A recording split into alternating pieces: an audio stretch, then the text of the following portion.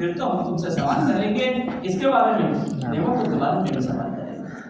جی بسم اللہ الرحمن الرحیم والعصر ان الانسان لفی خسر الا الذین آمنوا وعملوا الصالحات وتواصوا بالحق وتواصوا بالصبر۔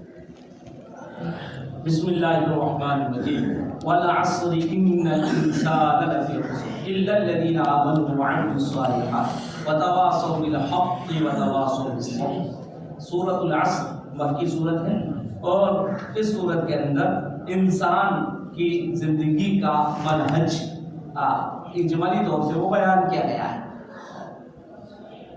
زمانے کی قسم کھا کر کہا والعصر، زمانے کی قسم، ان الانسان لفی خسر، خسر کے اوپر تنوین ہے وہ تعظیم کی ہے، بے شک انسان وہ بڑے خسارے میں ہے، لفی خسر عظیم، بڑے خسارے میں ہے انسان۔ اور اس کے اوپر جو شہادت پیش کی گئی ہے وہ زمانے کی، اور ظاہر ہے کہ انسان کے عروج اور انسان کے زوال کی اگر کوئی شہادت دے سکتا ہے تو وہ صرف زمانہ دے سکتا ہے۔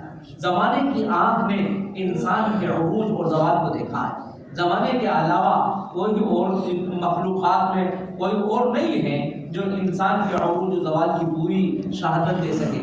انبیاء علیہ السلام کا زمانہ محدود، اولیاء صدیقین صالحین کا زمانہ محدود، اور دوسری مخلوقات کے زمانہ محدود، لیکن زمانہ وہ ہے جو انسان کے ساتھ ہمیشہ رواں رواں ہے۔ لہذا وہی اسی کو اللہ نے بطور شاہد کے پیش کیا کہ تمہاری انسان وہ بڑے خسارے میں ہے، اس کی شہادت اگر کسی سے معلوم کرنا ہے تو وہ زمانہ ہے۔ اس لیے زمانے سے کہا والعصر، زمانے کی قسم، ان الانسان لفی خسر، انسان بڑے خسارے میں ہے۔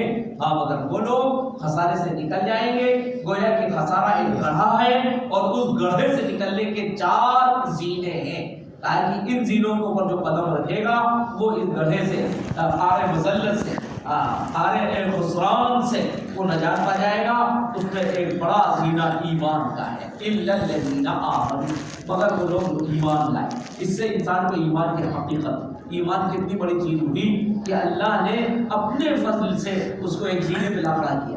نجات کو، اس کو نقصان سے، آگ کے علاؤ سے بچانے کے لیے، اس سے راہ فرار اختیار کرنے کے لیے 4 زینے چڑھنا ہے، اور ایک زینہ اللہ نے بچلا دیا، الا الذین آمنوا، مگر وہ لوگ جو ایمان لے آئے، وعملوا الصالحات، اور جنہوں نے نیک اعمال کیے۔ ایمان کے ساتھ نیک اعمال بھی ضروری ہے، ایسا نہیں کہ صرف ایمان کافی ہو، ایمان اور اس کے ساتھ اعمال صالحہ، نیک اعمال۔ نیک اعمال کا دائرہ بہت وسیع ہے جو اسلام نے بتایا ہے، اخلاقیات، معاملات، عبادات، سب چیزیں اس کے اندر شامل ہیں۔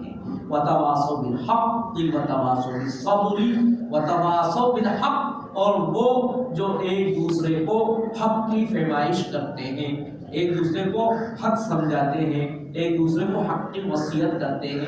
تو مومن کا ایک اہم ترین کام ایک دوسرے کو حق سے مراد دین کی نصیحت ایک دوسرے کو کرنا، یہ ہی ہمارے فرائض میں داخل ہے۔ وتواصوا بالحق، حق کی تلقین کرے انسان، جتنا اس کو مکلف بنایا گیا ہے، اپنی آل اولاد، اپنے خاندان، اپنے بستی، اور پھر اس سے بڑھ کر اس کا دائرہ جتنا بڑھتا جائے وہ حق کی تلقین کرنا۔ وتواصوا بالحق وتواصوا بالصبر، اور وہ ایک دوسرے کو صبر کی، اور صبر کے معنی پابندی کے بھی آتے ہیں، برداشت کے بھی آتے ہیں، برداشت کرنے کی۔ اب یہ ایمان، اعمال صالحہ اور حق پر گامزن رہنے کے لیے اس کو صبر کرنا پڑے گا، برداشت کرنا پڑے گا، تو اس کی بھی ایک دوسرے کو پیمائش کرنا، اور اسی کے ساتھ میں پابندی کی پیمائش کرنا۔ صبر کے معنی پابندی، استقامت کی بھی پیمائش کی جائے۔ اور ظاہر ہے یہ تلقین اس لیے کی جا رہی ہے کہ اللہ کی جو مددیں آتی ہیں، انفرادی عمل پر انفرادی مدد، اجتماعی عمل پر اجتماعی مدد، تو ظاہر ہے کہ جب اگر ہمیں اللہ کی مدد لینا ہے اور سارے انسانوں کو قار مذلت سے نکلنا ہے تو اس میں یہ اجتماعی کام بھی کرنا ہوگا۔ الا الذین آمنوا وعملوا الصالحات، تو انفرادی کام ہوئے، اور وتواصوا بالحق وتواصوا بالصبر، اجتماعی، جماعتی، سماجی کام ہوئے جن کی ترتیب کی ہے۔ جب اس طرح سے انسانی زندگی کا منہج ہوگا تو پھر وہ انسان، وہ معاشرہ ناکامی اور خسارے سے نکل جائے گا۔ بسم الله